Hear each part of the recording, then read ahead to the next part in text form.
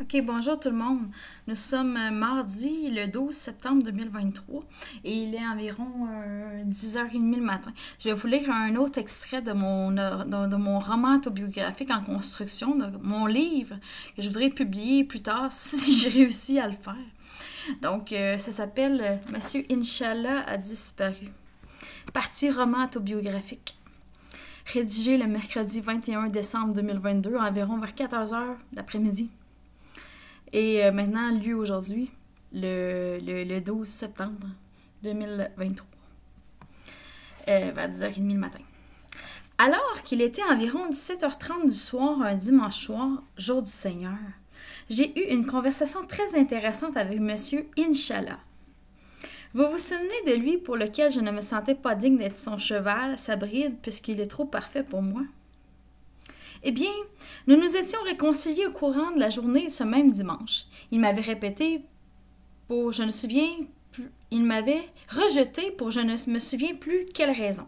Et un peu après le souper fourni par l'école Gidel, nous avons discuté ensemble. J'étais tellement heureuse que nous nous parlions à nouveau et que nous n'étions plus en froid les deux. Nous avons même discuté de Noël qui s'en venait et je voulais savoir si j'allais être en sa compagnie à Noël.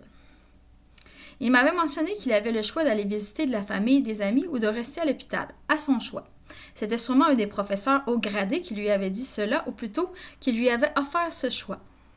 Je lui avais même demandé à M. Inch'Allah si je pourrais aller à l'extérieur de l'école avec lui pour Noël, ce à quoi il avait répondu « Pourquoi pas ?» La seule condition qu'il m'avait dictée était qu'il devait voir ses neveux et ses nièces, et je le comprends. Or, ce dimanche, j'ai été dehors prendre l'air pour 15 minutes avec le groupe de l'unité Burger Sandwich à Chicken BSHC1. Puis, à mon retour, souhaitant poursuivre cette magnifique conversation que nous avions, je l'ai cherché dans l'unité. Disparu. Je ne le trouvais plus. Parfois, je ne sais pas toujours où se trouvent certaines personnes du groupe. Les gens semblent disparaître. En général, de temps en temps, chacun cherchant à apprendre ce qu'il doit apprendre pour passer au travers du cours étape 2 de l'école Gidel. Ah, il est vrai que les professeurs m'avaient joué un tour en m'intégrant au cours de l'étape 3 avant que j'aie eu ma certification de l'étape 2. Ceci est selon moi une erreur des professeurs, puisque je ne suis pas une personne qui saute par-dessus des étapes. Mais retournons à M. Inch'Allah. Quelques 90 minutes plus tard, toujours pas de nouvelles de M. Inch'Allah. J'alerte à nouveau les professeurs, puis des policiers de la ville royale où se situe l'école arrivent. J'étais dans le hall d'entrée de l'unité. Les professeurs étaient simultanément fâchés contre moi puisque j'avais porté à leur attention une injustice dans la chambre des filles que j'occupais. Je croyais que les 2 agents de police venaient me porter un mandat d'arrestation pour que j'aille en prison. Or non. À leur sortie, je leur ai dit « Allez-vous chercher où se trouve M. Inch'Allah ?» Ils me répondirent par l'affirmative. Soulagement.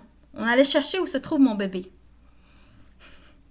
Plus tard, lorsqu'on le retrouva blessé physiquement et qu'il fut joyeusement de retour en ma compagnie, je sus qu'il avait eu le besoin de prendre l'air. Cela faisait 3 mois qu'il n'était pas sorti dehors respirer, le pauvre. Émilie Lebrun, 36 ans.